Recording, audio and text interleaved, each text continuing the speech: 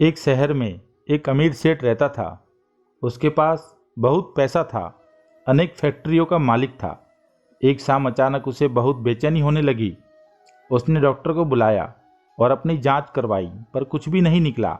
उसकी बेचैनी बढ़ती गई और उसे समझ नहीं आ रहा था कि उसके साथ क्या हो रहा है। रात हुई, नींद की गोलियां भी खा ली, पर नींद आने को तैयार ही नहीं थी और न ही उसकी बेचैनी कम हो रही थी।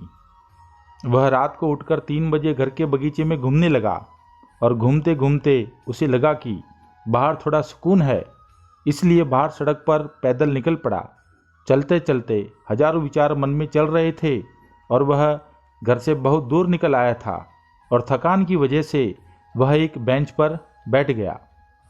उसे वहाँ बहुत शांति मिल रही थी।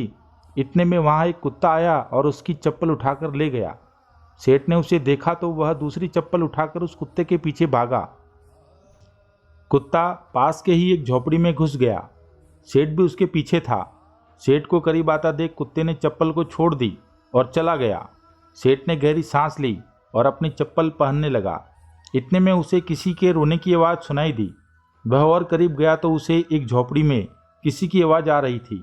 उसने झोपड़ी के फटे हुए बोरे में झांक कर देखा तो वहाँ एक औरत फटे मैली सी चादर पहने दीवार से सटक कर रो रही थी और बोल रही थी, हे भगवान, मेरी मदद कर। सेठ के मन में आया कि यहाँ से चला जाऊं, कहीं लोग उसे गलत न समझ ले। सेठ थोड़ा आगे बढ़ा तो उसके दिल में ख्याल आया कि आखिर वह औरत रो क्यों रही थी, उसको तकलीफ क्या है।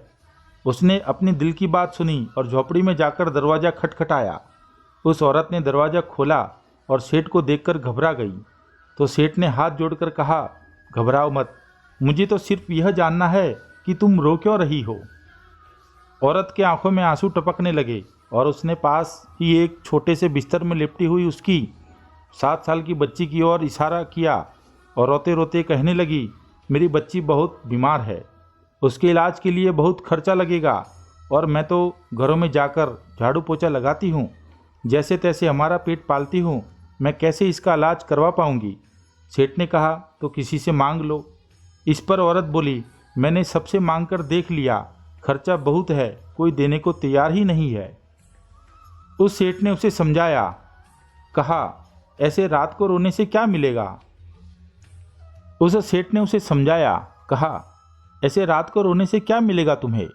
तो औरत ने कहा, कल एक संत यहाँ से गुजर रहे थे तो मैंने उनको मेरी समस्या बताई तो उन्होंने कहा, बेटा तुम सुबह 4 बजे उठकर अपनी ईश्वर से मांगो, बोरी बिछाकर बैठ जाओ और रो के गिड़गिड़ाकर उससे मदद मांगो।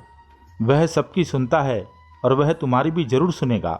मेरे पास इसके अलावा कोई चारा नहीं था, इसलिए मैं उससे भीख मांग रही हूँ। यह सब सुनने के बाद सेठ का दिल पिघल गया और उसने तुरंत फ़ोन लगाया और एम्बुलेंस बुलाई और उस 7 साल की छोटी बच्ची को हॉस्पिटल में एडमिट करवा दिया। डॉक्टर ने 1.5 लाख का खर्च बताया। सेठ ने बच्ची का पूरा खर्चा उठाया और उसका इलाज करवाया और उस औरत को अपने यहाँ नौकरी देकर उसे रहने के लिए एक जगह भी दे दी और उस बच्ची की पढ़ाई की जिम्मेदारी भी अपने ऊपर ले ली। वह सेठ दयालु तो था पर नास्तिक था। उसके मन में सैकड़ों सवाल चल रहे थे, क्योंकि उसकी बेचैनी तो उसी वक्त खत्म हो गई थी जब उसने एम्बुलेंस को बुलाया था। वह यह सोच रहा था कि ऐसी कौन सी ताकत है जो मुझे वहाँ तक खींच ले गई। क्या यही ईश्वर है? और यदि यह ईश्वर है तो सारा संसार आपस में धर्म जात पात के लिए क्यों लड़ रहा है? क्योंकि न तो मैंने उस औरत की जात पूछी और न ईश्वर ने जात पात देखी, बस ईश्वर ने तो उसका दर्द देखा और मुझे इतना घुमाकर उसके पास पहुंचा दिया। अब सेठ समझ चुका था कि कर्म से साथ सेवा भी बहुत ज़रूरी है, क्योंकि इतना सुकून उसे ज़िंदगी में पहले कभी नहीं मिला था। कहानी में बताई गई बात सत्य है। अगर आप परेशान हो, बेचैन हो तो एक बार ज़रूर आजमा कर देखिए और यह कहानी आपको कैसी लगी कमेंट करके ज़रूर बताइएगा।